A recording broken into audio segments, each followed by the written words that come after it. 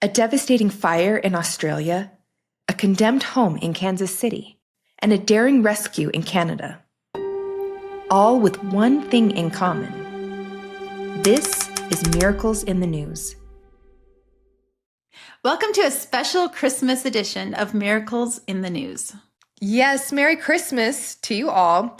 We know that Christmas can be such a wonderful time of year, but it can also be a really difficult time of year because there's a lot of hard things going on in the world.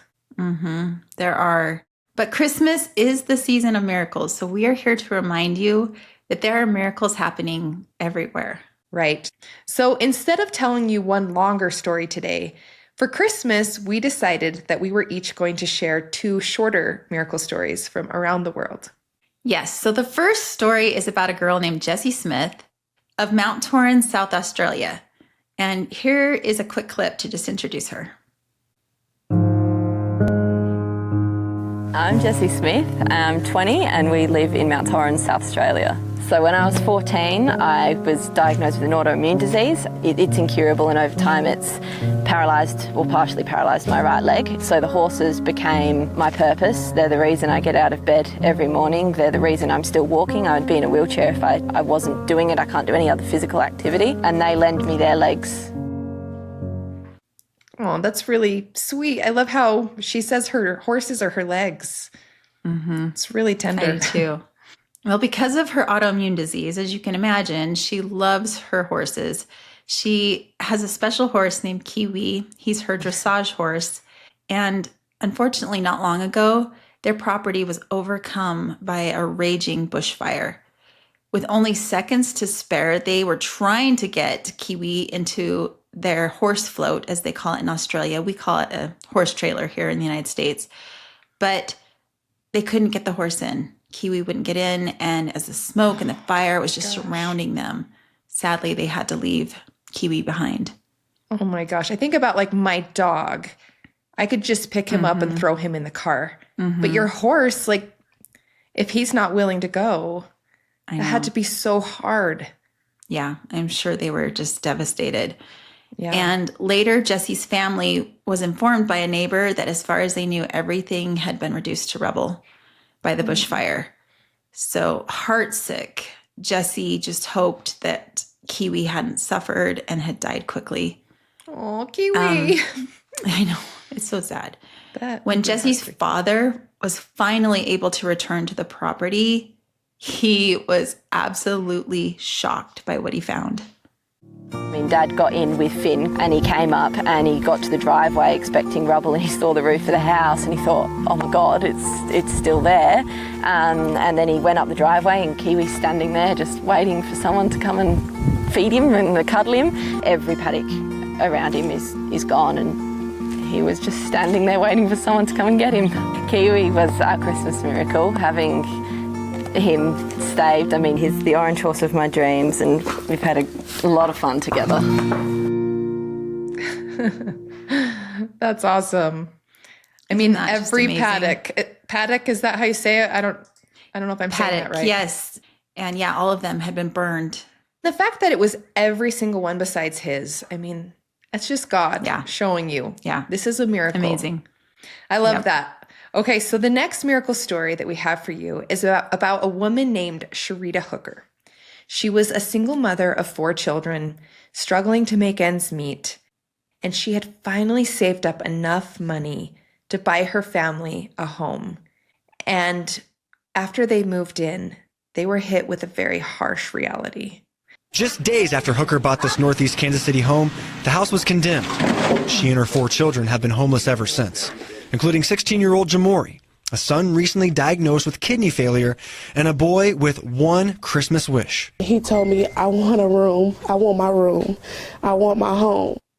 Oh gosh, that family, man, they So could sad. they could use a break because that is horrible. Right? Can you imagine? Not only are you homeless after you finally thought that you had a home, but Sharita finds out her son is very ill. And so this family is just struggling. But amazingly, a woman named Stephanie Myers found out about Sharita's son and his wish that he had made, and she jumped into action. And along with a generous donation from an anonymous donor and tons of volunteers and donations from suppliers, she was able to help make Sharita's family's dream come true. We don't want to just give them a place just to live. We want to give them a home. You know, that place that gives you the feel-goods when you walk in your front door. This house is in such bad shape, it was even sinking into the ground. Not only will it be supported with brand new steel support beams, but with more than 6 figures in supply and labor to turn this once condemned property into a livable home. You can do this. You can do this. It's real. I'm speechless, and I'm still like in disbelief. Wow, Stephanie Myers sounds like an amazing lady. I know, I'm so grateful for good people in the world, and there are so many good people. Mm-hmm. Yeah. I'm grateful for seriously, like every single good person in the world. It matters. Everything people do for each other, every little thing makes such a huge difference. It does. And Ed Malone, nicknamed Kip, is one of those amazingly good people. So let me tell you his story. When he was just 12 years old, living in St. John's in the Canadian province of Newfoundland and Labrador, he was on an errand to get some butter for his mother. And when he was walking down the street, he suddenly heard this big commotion. There was a house fire. He heard a lady screaming, "Save the children, save the children." So without any hesitation, Kip ran into the burning house. He found one of the girls very easily, but she informed him that she had a sister who was still in the house. And he couldn't find her, but he said that God literally led him to swipe his hand under one of the beds where he found the girl hiding. And he was able to save both of the sisters. Time went by. Kip moved to Ontario and never saw the sisters again. Over the years, he wondered what had happened to them. And then in retirement, Kip moved again, closer to where he grew up. And his next door neighbor, Margaret Fowler, decided to pop in and welcome the new neighbors into the neighborhood. And he and Margaret started talking. And what unfolded was truly a Christmas miracle. And when she told me that she was from St. John's, I said, I'm from St. John's too. I was from Flower Hill. She said, I live right in Centre Street. Well, I said, I'm going to tell you a little story about Centre Street. So I proceeded to tell her the story of the fire and the 2 little girls coming out. And she just looked at me and nearly fainted. She said, I'm the little girl. I love that. Oh my gosh, that seriously gives me chills. And I think about how God, like each of these stories, God is just finding ways to send messages to people that he loves them. Yeah, Such so a cool true. miracle. Yes, so 65 years after the fire took place, Kip, who was once this little 12-year-old hero who these sisters had long been grateful for, finally was reunited with both sisters, and they've all become good friends. And I just think it's a testament that Christmas miracles are real. They are. It's really, really sweet. I love that.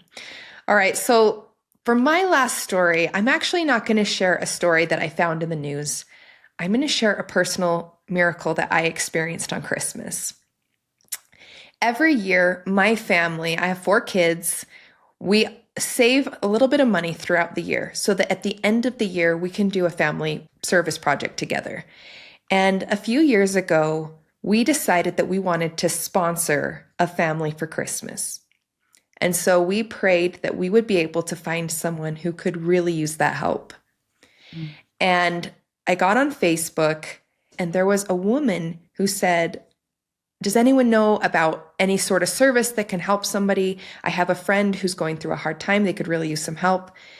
And immediately I'm like, hey, give me their information. I can help them get gifts for their family for Christmas. And a couple weeks later, we were at the store. My husband said, hey, shoot a text message to that family really quick. Ask them what they want for Christmas, and we'll get it taken care of right now. So I shot off a message. Hey, do your kids still need gifts for Christmas? If so, we would love to help you provide them. Well, she didn't respond, and I waited a few minutes to see why she wasn't responding, and then I realized I had sent the message to the wrong person. I had also been texting another woman asking her, to get a quote for some woodworking project that I was working on. And I had sent the text message to her instead. I was so frustrated with myself. I do things like this all the time. I am so spacey and I don't pay attention to details. And I thought, this woman is going to think that's the most random thing she's ever heard. I hope she just ignores it. I went back to the original woman, texted her, figured out what her kids needed. We got them some gifts, and my kids had that warm glow that comes with service. And we moved on with our day. Well, the next morning, I got a response from this woman who was the woodworker lady.